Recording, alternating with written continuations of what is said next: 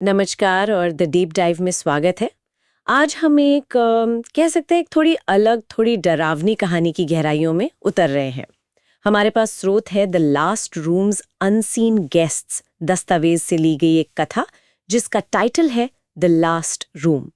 ये स्क्रिप्ट ना ऐसा लगता है जैसे किसी हॉरर डॉक्यूमेंट्री या पॉडकास्ट के लिए लिखी गई हो। इसमें अर्बन एक्सप्लोरेशन मतलब वीरान जगहों की खोज और सुपरनैचुरल हॉरर का मिक्स है। कहानी है अर्जुन नाम के एक यंग फिल्ममेकर की जो हैदराबाद के पास एक पुराने बिल्कुल सुनसान पड़े गेस्ट हाउस को एक्सप्लोर करने जाता है और उसका खास निशाना होता है उस गेस्ट हाउस का बदनाम आखिरी कमरा। तो आज हम इसी कहानी को थोड़ा खोल कर देखेंगे कैसे इसे बनाया गया है, डर पैदा करने के लिए क्या क्या तरीके अपनाए हैं और वो क्या चीज़ है जो इसे इतना इतना दिलचस्प या शायद बेचैन करने वाला बनाती है। बिल्कुल। और ये देखना भी दिलचस्प होगा कि ये कहानी कैसे हमारी उस एक अंदरूनी जिज्ञासा को पकड़ती है जो हमें अनजानी शायद खतरनाक चीजों की तरफ खींचती है और साथ ही हमारे उस गहरे डर को भी जगाती है जिसका सामना हम करने से कतराते हैं। हाँ, तो शुरुआत होती है अर्जुन से। कोई 20-25 साल का लड़का, अपना यूट्यूब चैनल है उसका और उसे ये पुरानी भूली बिसरी इमारतों को कैमरे में कैद करने का एक जुनून सा है।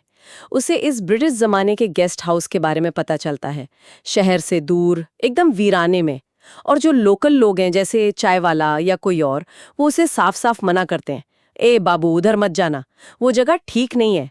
और खासकर वो आखिरी वाला कमरा। लेकिन ऐसी चेतावनियां तो अक्सर उल्टा ही काम करती हैं, है ना? हाँ हाँ बिल्कुल। मना करने से तो उत्सुकता और बढ़ जाती है। वही तो। ये तो जैसे हॉरर कहानियों का एक जाना पहचाना नुस्खा है। सही कहा। ये एक क्लासिक तरीका है।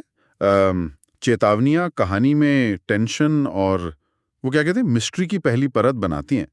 वे एक तरह से आने वाले खतरे का इशारा देती हैं, फोरशैडोइंग जिसे कहते हैं। और अर्जुन यहाँ उस जिज्ञासु नायक वाले आर्केटाइप में एकदम फिट बैठता है। वो किरदार जो खतरों की परवाह किए बिना सच जानने निकल पड़ता है। और ये काम करता है क्योंकि हम ऐसे किरदारों को पहचानते हैं, उनकी हिम्मत या शायद थोड़ी नादानी से खुद को जोड़ पाते हैं, भले ही अंदर से हमें पता हो कि ये ठीक नहीं कर रहा। तो एक शाम, थोड़ी धुंधली सी शाम है। अर्जुन अपना कैमरा बैग वगैरह लेकर पहुंच ही जाता है उस गेस्ट हाउस। कांटेदार झाड़ियों से बचता बचाता जगह वाकई में वैसी है, एकदम वीरान। टूटी खिड़कियां, छत कहीं कहीं से घिरी हुई, गेट लटका हुआ सा। और वहां एक अजीब सी खामोशी है जो रात के अंधेरे से भी ज्यादा भारी लगती है। क्या लगता है आपको, ऐसी जगहों का माहौल ही कहानी का आधा काम कर देता है? निश्चित रूप से। एटमॉस्फेयर, माहौल, ये हॉरर का एक बहुत जरूरी तत्व है। वीरान जगह, जर्जर इमारत, वो भारी खामोशी, ये सब मिलकर पढ़ने वाले या देखने वाले के मन में पहले से ही एक बेचैनी पैदा कर देते हैं। ये जगहें अपने आप में एक किरदार बन जाती हैं जिनमें लगता है कि न जाने कितने राज और कैसा इतिहास दफन है। कहानी आगे बढ़ने से पहले ही माहौल डर की जमीन तैयार कर देता है। सही। तो अर्जुन अपनी टॉर्च जलाता है, रिकॉर्डिंग शुरू करता है, अंदर गलियारों में घुसता है। वहां जंग लगी पुरानी लालटेनें लटकी हैं, दीवारों से प्लास्टर उखड़ रहा है, दरवाजे चरमरा रहे हैं। एक के बाद एक कमरा खुलता है, सब खाली, धूल भरे, टूटी चारपाइयां, फटे पर्दे, बिल्कुल वैसा ही जैसा एक्सपेक्टेड था।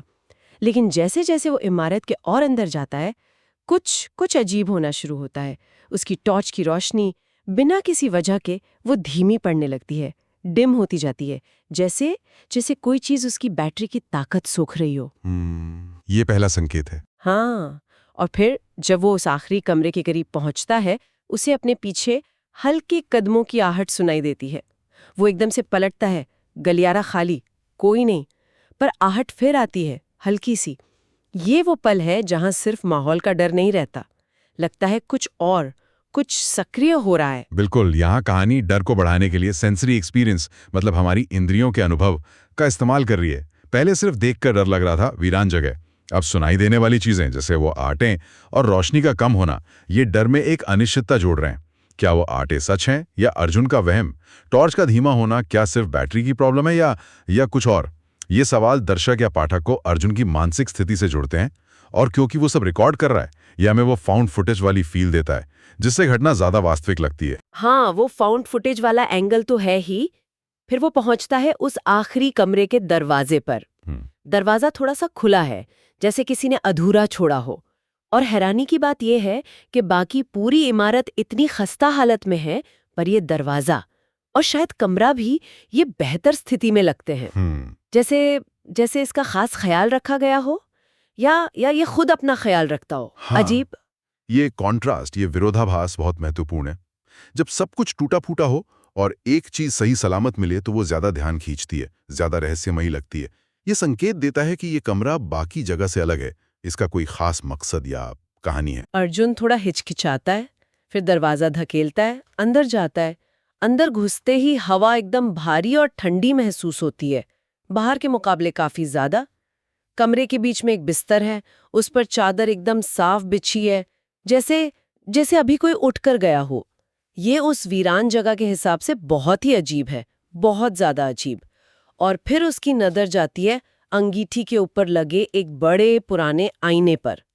आईना धूल भरा नहीं है, बिल्कुल नहीं, बल्कि अजीब तरह से साफ है, जरूरत से ज्यादा साफ। ऐसा क्यों भला? आईना हॉरर कहानियों में आईनों का एक खास मकाम है।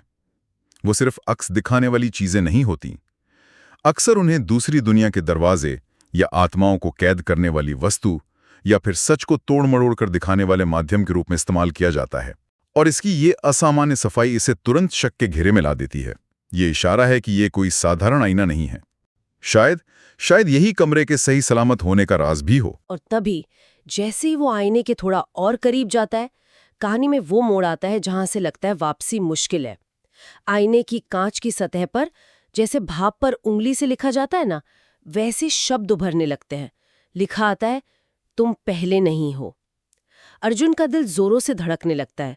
वो कैमरा आईने पर फोकस करता है और ठीक उसी पल उसे अपने कान के बिल्कुल पास एक सर्द, धीमी, फुसफुसाती हुई आवाज सुनाई देती है, जैसे कोई औरत बोल रही हो।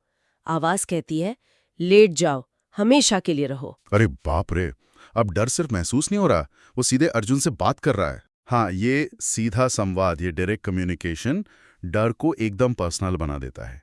अब खतरा सिर्फ माहौल में नहीं है, वो अर्जुन को संबोधित कर रहा है, उसे एक आदेश दे रहा है, तुम पहले नहीं हो। ये वाक्य तुरंत कहानी को एक इतिहास देता है। ये बताता है कि अर्जुन से पहले भी लोग यहाँ आए और शायद यहीं रह गए, और वो आदेश, लेट जाओ, हमेशा के लिए रहो, ये कितना भयानक है। ये सिर्फ शारीरिक खतरे का इशारा नहीं है, बल्कि पहचान खो देने का, कैद हो जाने का, उस जगह का हिस्सा बन जाने का एक तरह का निमंत्रण है या हुक्म। और आईने का एक कम्युनिकेशन मीडियम बनना उसके अलौकिक स्वभाव की पुष्टि करता है। इसके बाद तो चीजें तेजी से बिगड़ती हैं। वो बिस्तर जिस पर साफ चादर बिछी थी, वो अचानक चरमराता है, जोर से, जैसे कोई भारी चीज उस पर बैठ गई हो, कोई अदृश्य वजूद। अर्जुन घबराकर कैमरा घुमाता है, लेकिन आंखों से तो कुछ नहीं दिखता। पर जब वो कैमरे के व्यू फाइंडर में देखता है, तो उसे वो दिखता है जो नंगी आंखों से परे है। दीवारों से चिपके हुए धुंधले इंसानी साए, परछाइयां। उनके हाथ लंबे पतले हड्डी जैसे हैं, जो कमरे की तरफ बढ़ रहे हैं। उनके चेहरे साफ नहीं दिखते, बस आंखों की जगह खाली गहरे गड्ढे हैं, और कुछ के मुंह ऐसे लगते हैं जैसे हमेशा के लिए खुली चीख में जम गए हों। ये देखकर तो किसी की भी रूह कांप जाए, सही में। बिल्कुल। और यहाँ कैमरे का रोल देखिए। क्या कैमरा वो देख सकता है जो इंसान की आंखें नहीं देख सकती? ये टेक्नोलॉजी बनाम अलौकिक का एक दिलचस्प पहलू बन जाता है। कैमरा यहाँ सिर्फ रिकॉर्ड करने का उपकरण नहीं रहा, बल्कि वो सच्चाई की एक और परत खोलने वाला माध्यम बन गया है। ये फाउंड फुटेज वाली बात को और पुख्ता करता है। हम दर्शक वही देख रहे हैं जो कैमरे ने देखा, और उन सायों का विवरण, खाली आंखें, चीखते मुंह, ये क्लासिक डरावनी छवियां हैं जो मौत, पीड़ा और कैद होने का एहसास कराती हैं। डर अब सिर्फ सुनने या महसूस करने वाला नहीं रहा, बल्कि पूरी तरह से दिखने वाला बन गया है, विजुअल हो गया है। और फिर वो फुसफुसाहटें लौट आती हैं, लेकिन अब एक आवाज नहीं है, दर्जनों आवाजें हैं एक साथ, एक कोरस की तरह फुसफुसा रही हैं, कमरे में गूंज रही हैं, रुको रुको रुको। अर्जुन के लिए ये बर्दाश्त से बाहर हो जाता है। वो पलटता है और दरवाजे की तरफ भागता है, बस निकलना है यहां से।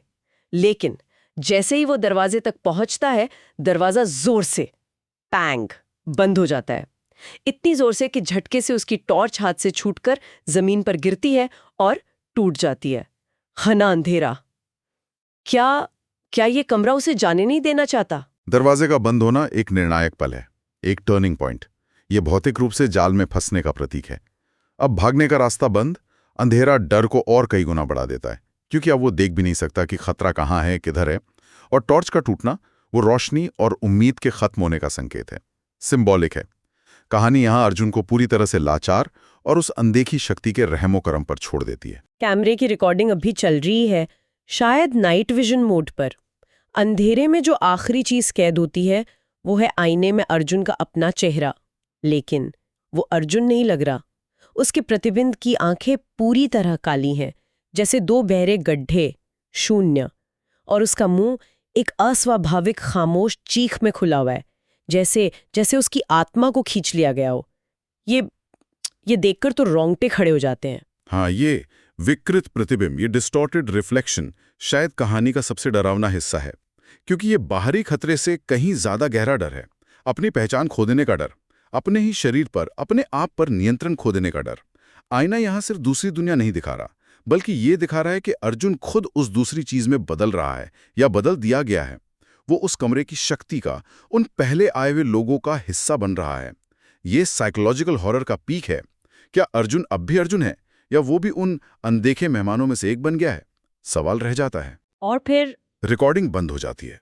कहानी बताती है कि अगली सुबह जब कुछ स्थानीय लोग हिम्मत करके गेस्ट हाउस के पास गए तो सब कुछ फिर से शांत था, अजीब तरह से शांत।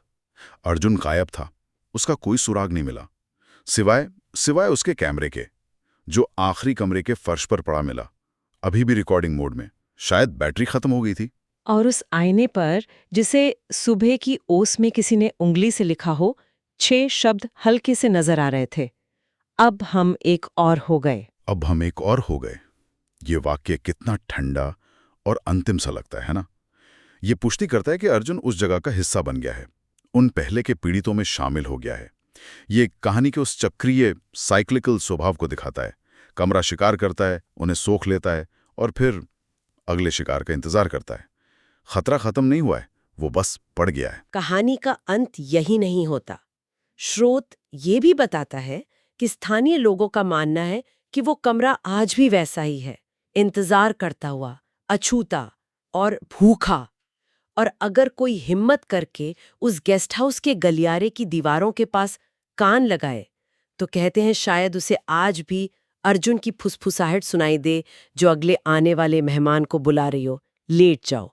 उफ, ये अंत कहानी को सिर्फ खत्म नहीं करता, बल्कि डर को पाठक या श्रोता के साथ भेज देता है। एक तरह से ये अस्पष्ट था, ये एम्बिग्विटी कि अर्जुन का असल में क्या हुआ, क्या वो पूरी तरह बदल गया या कहीं फंसा हुआ है, ये डर को और गहरा बनाती है। अंतिम पंक्तियां उस स्थायी सिहरन, उस लिंगरिंग ड्रेड को पैदा करती हैं। ये एहसास कि बुराई अभी भी मौजूद है, सक्रिय है और शायद हमारे आसपास की ही किसी भूली बिसरी जगह में इंतजार कर रही है। ये उन जगहों की अवधारणा को भी मजबूत करता है जो अपने इतिहास को, खासकर दुखद घटनाओं या नकारात्मक ऊर्जा को सोख लेती हैं और खुद एक जीवित या कहें कि अर्धजीवित इकाई की तरफ व्यवहार करने लगती हैं। तो हमने देखा कि ये कहानी कैसे परत दर परत डर बनाती है। शुरुआत चेतावनाओं से, फिर माहौल का इस्तेमाल, फिर संवेदी अनुभवों जैसे आवाज, रोशनी का जाना, इनसे बेचैनी बढ़ाकर, और फिर सीधे अलौकिक टकराव तक पहुंचती है कहानी। आईने जैसी चीजों का प्रतीकात्मक इस्तेमाल, कैमरे के जरिए अनदेखी चीजों को दिखाना, और अंत में पहचान खोने का वो मनोवैज्ञानिक डर, ये सब मिलकर एक वाकई असरदार अनुभव रचते हैं। बिल्कुल, कहानी सिर्फ डराने वाले पलों का एक सिलसिला नहीं है, बल्कि ये डर के मनोविज्ञान पर भी खेलती है। ये अज्ञात का डर, कैद होने का डर और शायद सबसे बढ़कर खुद को खो देने का डर, इन सब को छूती है। इसीलिए ऐसी कहानियां हमें सिर्फ डराती नहीं है, बल्कि सोचने पर भी मजबूर करती हैं। और इसी सोच के साथ हम इस चर्चा को समाप्त करते हुए एक सवाल छोड़ना चाहेंगे। ये सवाल सीधे स्रोत सामग्री से ही उठता है, पर शायद हमने इस एंगल पर खुलकर बात नहीं की। लोक कथाओं में, कल्पना की दुनिया में अक्सर ऐसी जगहों का जिक्र आता है जो भूखी होती हैं, जो इंसानों को, उनकी ऊर्जा को या शायद उनकी आत्माओं को सोख लेती हैं। क्या चीज़ इन जगहों को ऐसा बनाती है? उनका स्वभाव क्या है? और इससे भी बड़ा सवाल, क्या चीज़ है जो इंसानों को ऐसी कहानियों और ऐसी जगहों की तरफ खींचती है जहाँ खतरा और डर साफ नजर आ रहा होता है? इस पर विचार कीजिएगा।